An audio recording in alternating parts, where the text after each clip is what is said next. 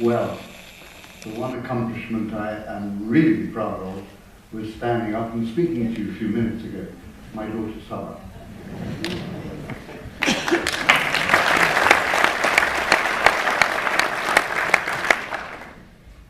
Alex van Hoof, fellow conservationists, distinguished members of the awards committee, and all who are here today in Arnhem. The future of nature awards are at a cutting edge of a long history of engagement from this wonderful country, Holland.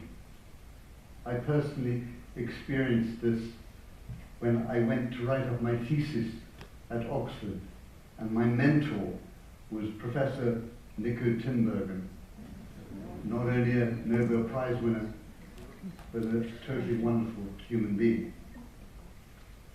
I think these awards have a great history already, although they're very young. And it's a time of the award giving that reminds us of our highest hopes and fears for the natural world. These young people that have been singled out today thoroughly deserve the awards. They have given outstanding, moving, inspiring presentations. It's a joy to see them so honored. I see that each of them is associated with species. Our task is to endow all species with the intrinsic worth, the right to exist. Our moral responsibility is to protect what we study. This vital sentiment, I'm sure, is felt by all of these honorees. I think it's a time to remember the deepest motivations of those who are prepared to devote their life, their heart and soul and sinew to saving wildlife. It's very moving to hear that Caleb followed in his father's footsteps, whom he lost at the age of 7. I met the honorees last night, and all of them said, as they said today, that their parents inspired them, but there are others who travel this route, who come without that benefit into this world of conservation.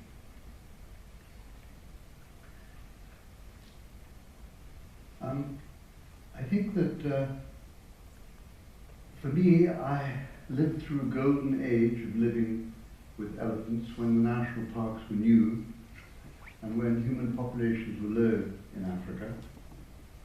We're under much greater challenges today. I've been through also trying to tell the world about the threat to elephants from ivory poaching at a time when no one wanted to listen. Wild species also point to the need for combating the loss of biodiversity due to the relentless expansion of the human footprint. It happens this year that all the honorees are working in Africa. The Africa I first knew when I started studying elephants in the 60s has changed beyond belief. It was all lion country then, almost. I've settled recently in northern Kenya, where we live and work with the Samburu people. All the honorees have showed us in one way or another that talking to local community, gaining support, is a critical part of conservation that demands human skills as well as biologist skills.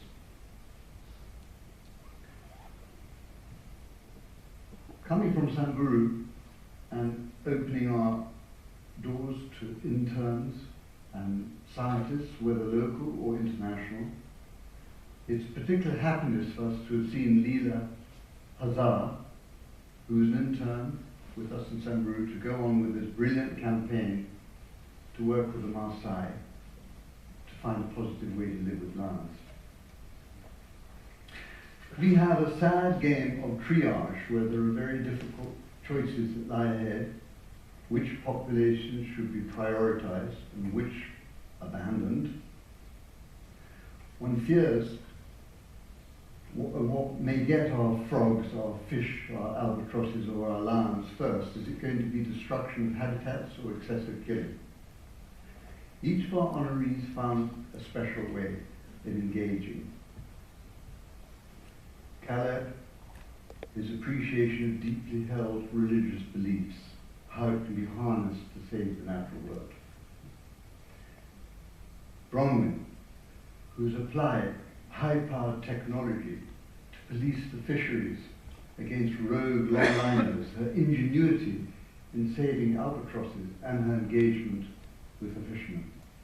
And Leela, who's penetrated Maasai culture in the most beautiful way, with understanding, using local values to forge a new conservation ethic inspired by that ultimately iconic animal, lion. From their field work, these honorees and the others in years before and years to come must struggle and learn how to transfer their data to the corridors of power as they progress through their careers. Our challenge also remains how to interface science with conservation and politics. Openness and scientific integrity are vital to the highest international levels of decision making. What's needed now is far more engagement from the West and from emerging superpowers like China. And I would say to you, there's no time like now for any of you to come and visit Africa, our ultimate continent of origin, and to share with us what we see. What nature has done for us, we can now repay to nature. So honorees, I would say, the Future for Nature Award is a just recognition of your achievements. I hope you will find that being in the unusual position of a sudden cash prize, that you will be able to realize your great dreams and to be an example to others through the sacrifice, commitment, and ingenuity that you have shown. We've come a long way. I speak for all of us, and we have a long way to go. The journey ahead to save the natural world will be hard and long, but infinitely worthwhile. Thank you.